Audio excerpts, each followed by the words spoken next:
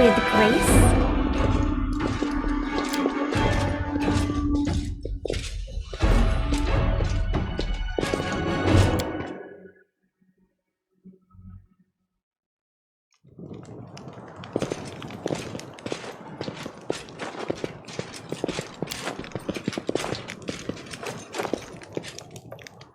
I hope you appreciate this. Uh-huh.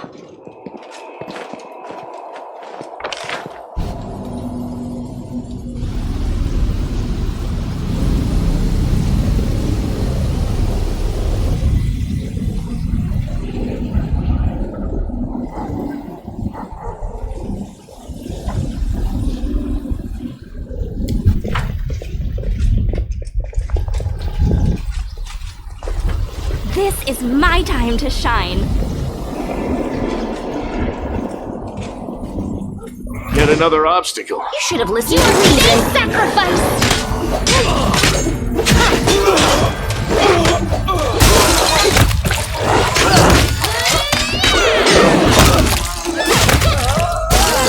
Kneel, you thug.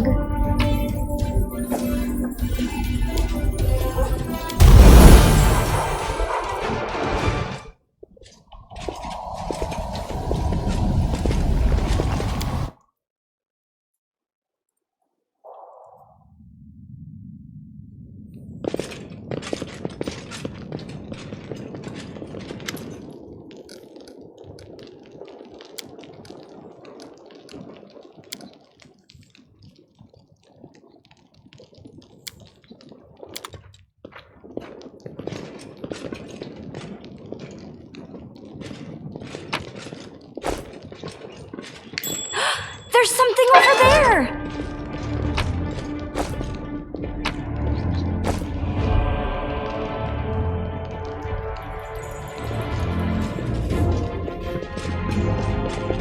How cute!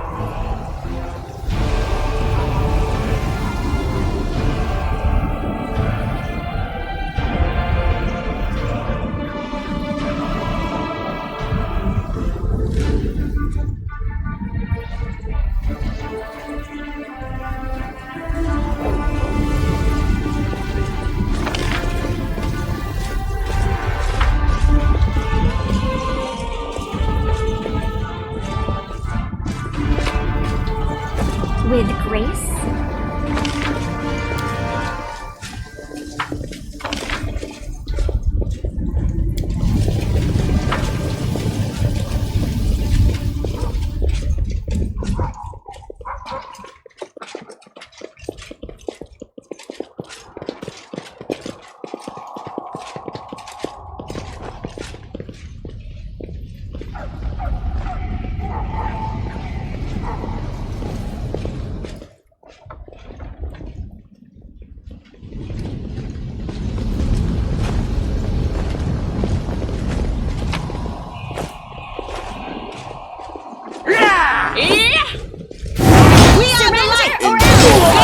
By the darkness!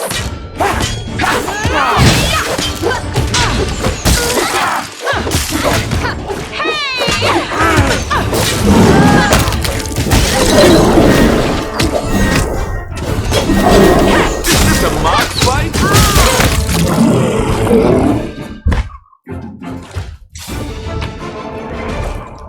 You can trust me. Matricium Turinos! Matricium Turinos!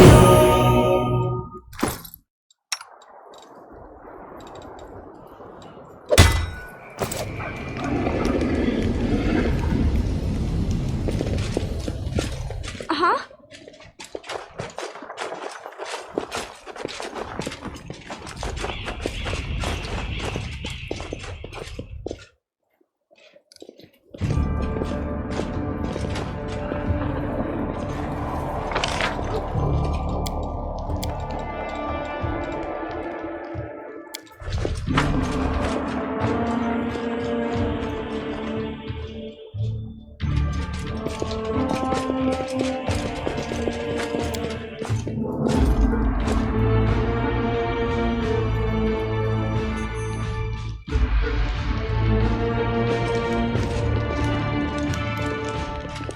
is my time to shine.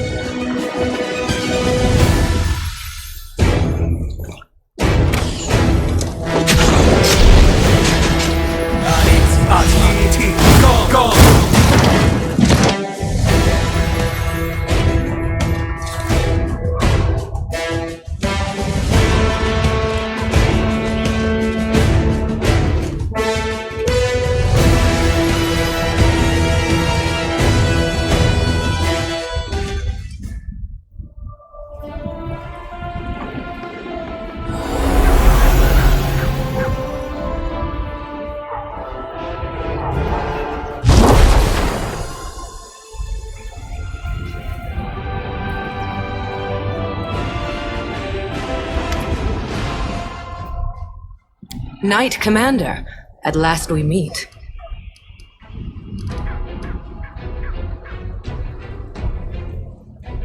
Rise. I have not come here to receive homage. I suppose you are asking yourself why I am here. Gods must not interfere directly in the affairs of mortals. But what is happening here, in the World Wound, is no longer the concern of mortals alone. I know how much light and hope you have brought to the Crusaders. Your achievements are indisputable. But during all that time, your followers believed that their leader was Heaven's chosen. This is a bitter lie, and goodness and justice cannot be based on lies. I have seen what happened here in Dresden. Despite everything that you have endured, despite the changes you underwent in the Abyss, you relied on your humanity, and you won without losing it. I salute you. I wish to stop the forces of evil and defend Golarion, both from Daskari's violent rage and from Nocticula's insidiousness. But that is not my only goal. I have come here to restore justice, for justice is the birthright of all. That's why I hail you as a heroine who has triumphed over the demons many times. At the same time, I grieve for you, as for a soul that is caught in a web of demonic deceit and villainy.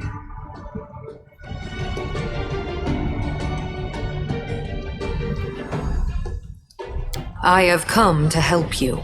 In that moment, when my poor herald was being torn apart by monsters, he found the strength to send me a message about what he had learned in the Abyss. You were in Elutionera, where you spoke with the Lady in Shadow and the Architect of the World Wound. They confessed what they had done to you, but they did not reveal the whole truth. Both you and this unfortunate world will have to pay dearly for the power that they so generously bestowed upon you. But all is not yet lost. That is why I have come.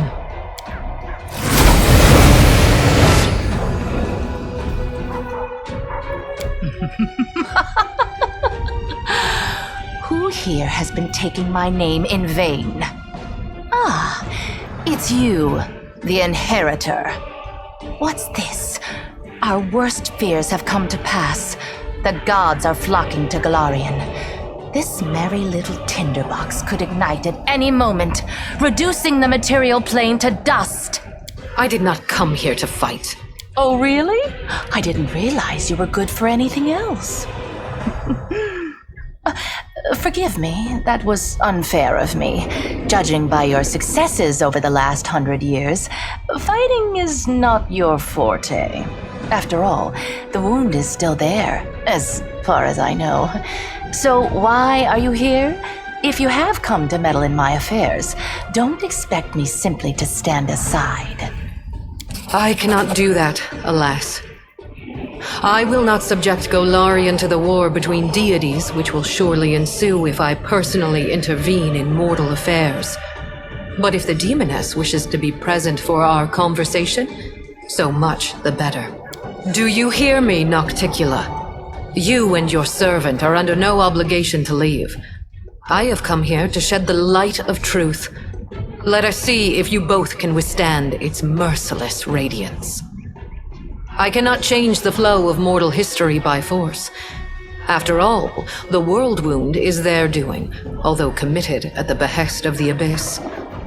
But sometimes force is unnecessary, and truthful words are all it takes.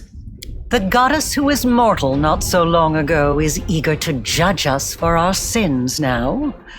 My sin, to be precise. What lies behind your eagerness, proud Iomade? Righteous wrath, or perhaps fear? Watch out. A simple mortal woman has learned how to grant powers to others. Powers which are beyond the wildest dreams of many imperial lords. This must be stopped, forbidden, taken away immediately. After all, what need will we have for all these arrogant gods once we become their equals? Silence. It is impolite to interrupt your elders. But you know, Inheritor, she does have a point. What are you going to do now?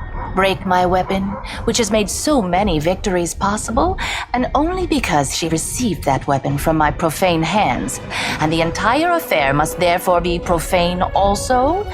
What real reasons do you have, save those born of your envy, your capriciousness, and your suspicions? My reasons are quite real, as you well know. That is why you appeared here in such haste, is it not? You have woven a delicate lace of half-truths, Nocticula. From you and your servant, the Knight Commander has learned that she is bound to the world wound, that she is slowly dying because of its influence, and that she is yet capable of closing it. But you withheld a crucial piece of information. You never told her that closing the wound won't save her from death. For this lock will destroy the key to which it is bound. The one who closes the world wound will die along with it. That is true. I tried to tell you back in Illusionera, but I was not allowed to.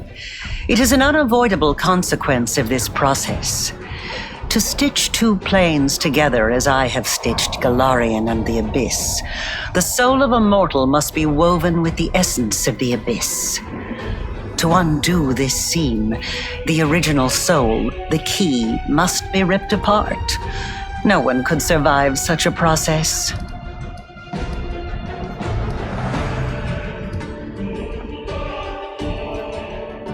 Oh, how noble! For a brief moment, I even felt some regret that we demons are incapable of such lovely feelings. You see now, Inheritor? My little protege has more nobility in her than you expected. Shame on you. This nobility is exactly why I came here. To help the Knight Commander learn the truth, and to show her that she has been used. Besides, I do not believe that you have been acting for selfless reasons, Lady in Shadow. Honesty and nobility have never counted among your virtues. You own the main source of Nahindrian crystals, and your servant Arilu has learned how to break the laws of the universe with their help. Can it be that the ruler of darkness and mistress of assassins has not conceived a way to use this formidable gift for her own benefit? Accusations, suspicions, all completely hollow, just like your bright-eyed pretty little head. It's a pity you inherited Eridan's sword, but not his sharp mind. I have but one goal now, to stop the armies of that lecherous billygoat and that gluttonous bug from strutting around my domain as if it were their own. I don't give a fig whether it will help mortals or hurt them. If the enemy of your enemy makes you a mutually beneficial proposition, you would have to be a complete idiot to say no. Arilu has planted a piece of the Abyss itself in your soul. The only thing that can cleanse the soul of such a taint is that same soul. But I will be near. I will show you how to root out the demonic corruption. I am not a demon, and I do not offer any simple solutions. You will have to go your own way, no matter where it leads. Yes, the power that Nahindrian crystals grant you will bring about nothing but your own demise. The branches of the Tree of Sin are vast and verdant, but its only fruit is death. You will not be able to save yourself unless you reject everything that has been foisted upon you. Now you know everything. No, we're not quite finished with the revelations yet. Few secrets remain to be revealed, but they will be worth the wait. Does this look familiar? Do you remember the similar wound above your own heart? I have given you enough hints. Come on, ask me the question I have been waiting for. That's right. And this means that the world wound actually has two keys. Good question. Just imagine. I have wasted so much time chasing the key to the world wound, and the key was right under my nose this whole time. Arilu, my love, come over here. Wait, I said wait! That little bitch. I knew she would betray me sooner or later, but I never expected such an idiotic stunt. But everything seems to be falling into place quite nicely. You see, you don't have to die after all. Arilu opened the world wound, and Arilu will be the one who closes it, whether she likes it or not. Although, someone will need to catch her first, and this will require certain powers. Yes, Arilu Vorlesh will pay for her crimes with her life. Her flight confirms that our suppositions were correct. But now we know that the world wound can be sealed with her blood. You have no reasons to remain indebted to the Abyss and indulge the Queen of the Succubi. Reject her gift and secure your victory while being the person you were before Arilu Vorlesh corrupted you. Win as a mortal and become a legend among mortals. She's talking rubbish. True, we gave you the power, but it was you who chose how to wield it. It belongs to you, and it will remain yours, so you can do whatever you want with it. But first, you must use it to close the world wound. You aren't going to catch this world's most powerful witch, and a half-demon one at that, with your bare hands, are you?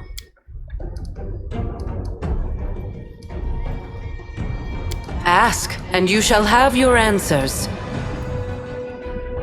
My ascension was not accomplished in one day, and even the test of the Starstone was only one of its stages. I did not merely gain power, I embraced a sacred duty. Your power, on the other hand, stems not from long hours of study, not from trials. It is not the natural talent you were born with and carefully honed throughout your life. It is the result of an evil soul's deranged experiment with the blood of dead abyssal lords.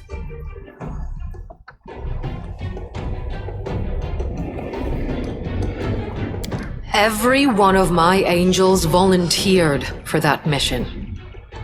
They all knew what kind of watch they were going to keep. They knew that it would be a hard and exhausting battle, but that the lives of mortals throughout Golarion would depend on it. Alas, angels' minds can be as fragile as the minds of mortals. In less than 100 years, many wavered and wished to break the oath they had sworn.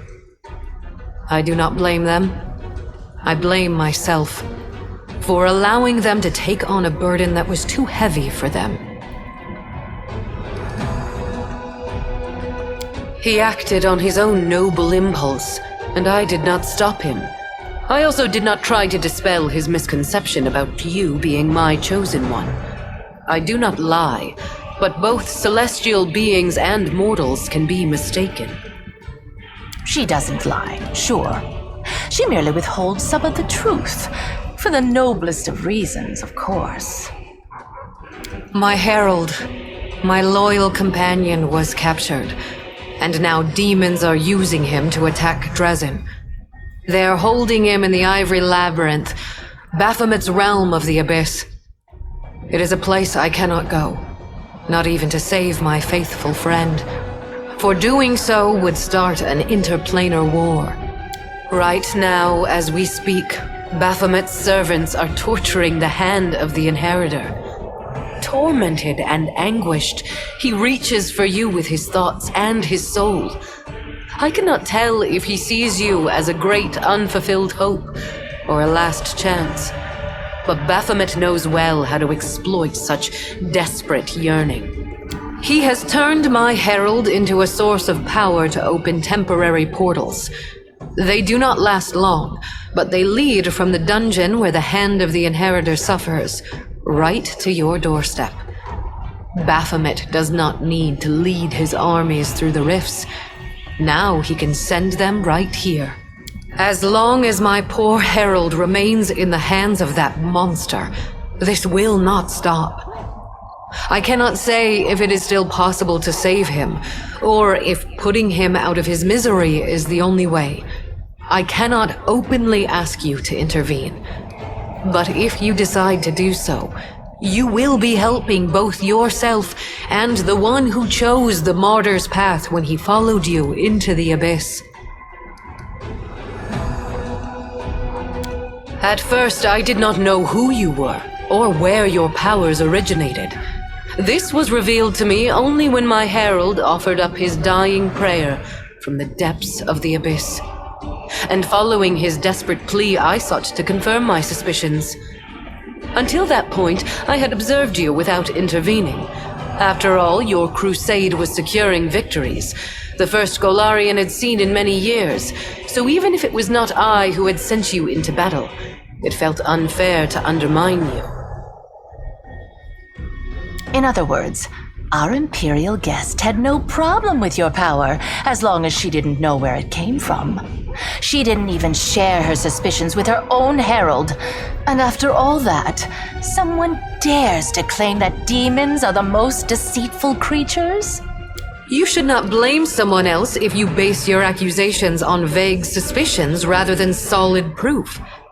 You call my behavior deceitful. You, of all creatures, who kept the commander ignorant of the fate you had chosen for her? Indeed, the insolence of demons knows no bounds.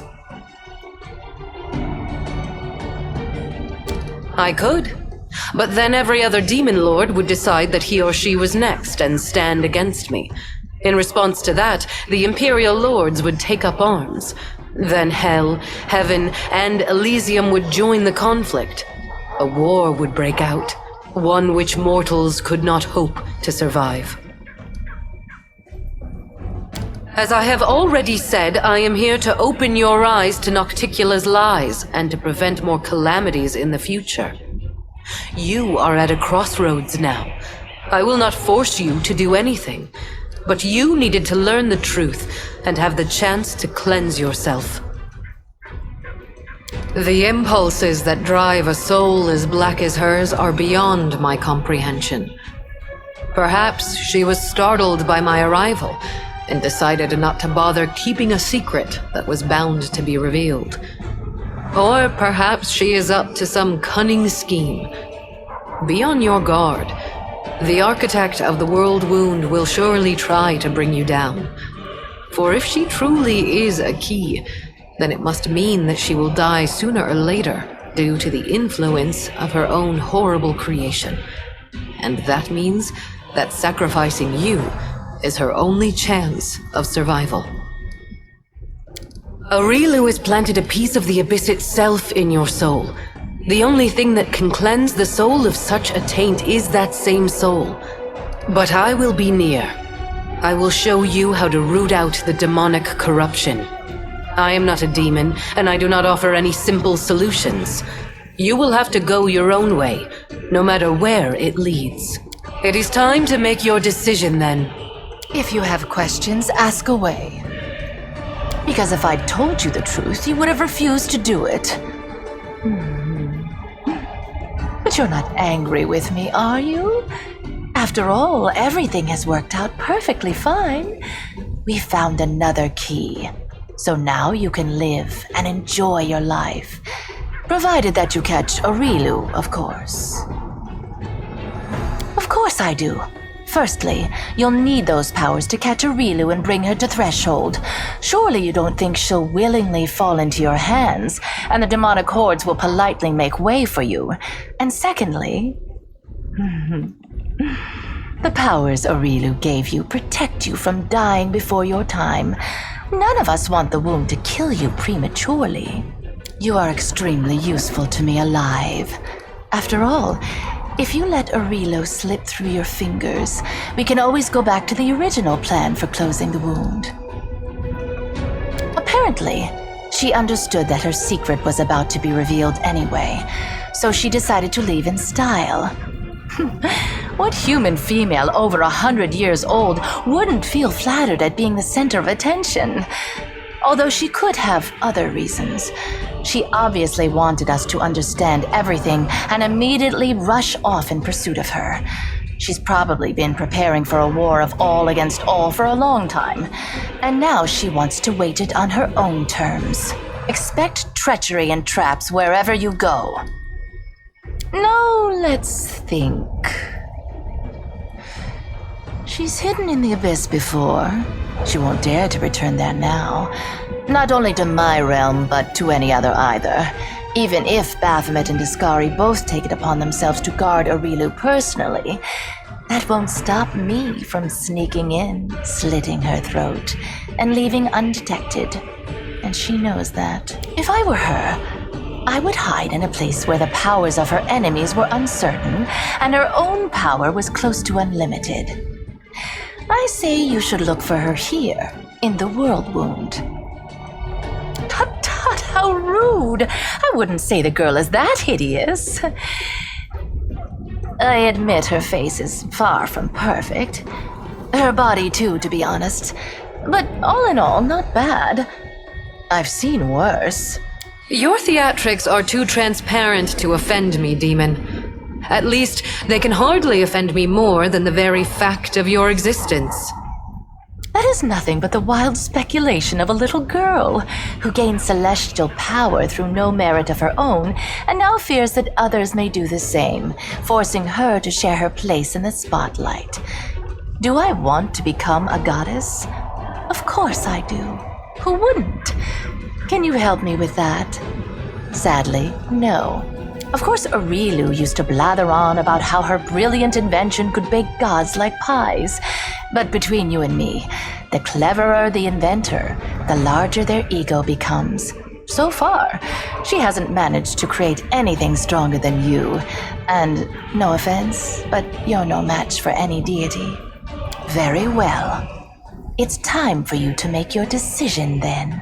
Perhaps your power came from the abyss, that your beautiful soul has cleansed it of all evil. Don't reject this power, for you have already proved that you are worthy of it. Frankly, your mythic power brings more trouble than true pleasure. And I see no sense in holding on to something that doesn't bring pleasure. Your power doesn't lie in magic tricks. You know it doesn't. Your real power is inside you. You can win without tricks. I will help you. Maybe I'm missing something here, but how can a demon grant the power of an angel? Listen, if you had no goodness inside, you couldn't have reached Lariel in the caves beneath Canabras. I remember how once, long ago, you showed me the light of heaven. Maybe I didn't believe in you right away, but I believe in you now. You've proven time and again that you deserve the light of heaven. You are my commander, marked by an angel. This power rightfully belongs to you. As a member of the Order of the God Claw, I ought to advise you to obey the will of the goddess, or at least to take it into consideration. But as your companion, who has spent a lot of time with you, I can't help but notice you have reforged demonic Nahindrian power into angelic power. This is a sign of order triumphing over chaos. Perhaps there is room for maneuver here.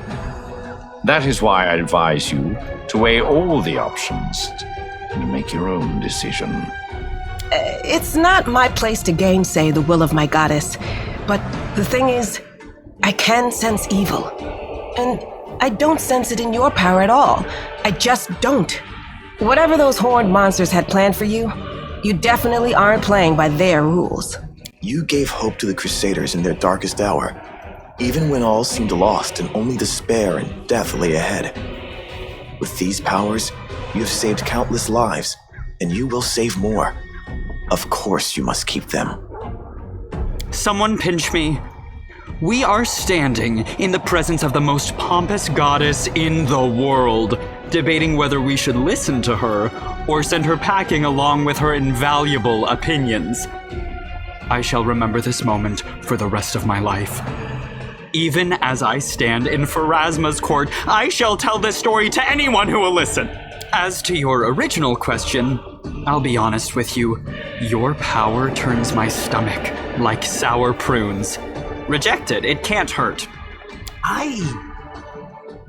These dames are tough. But Iomade is as tough as you.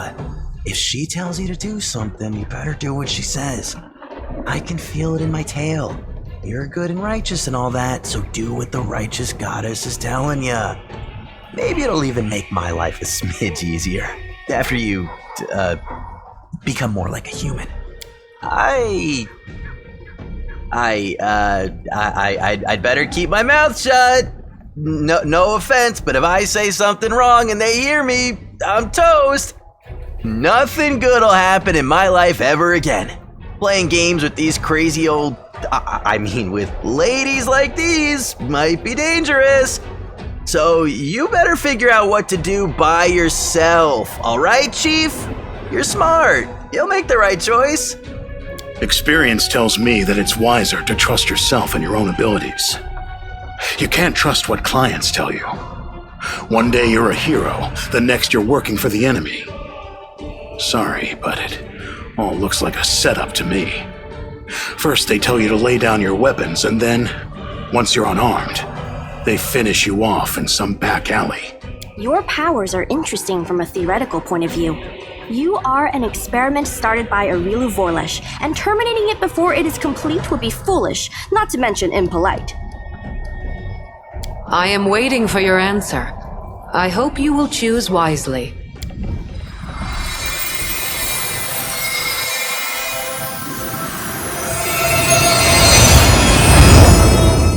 Quite right.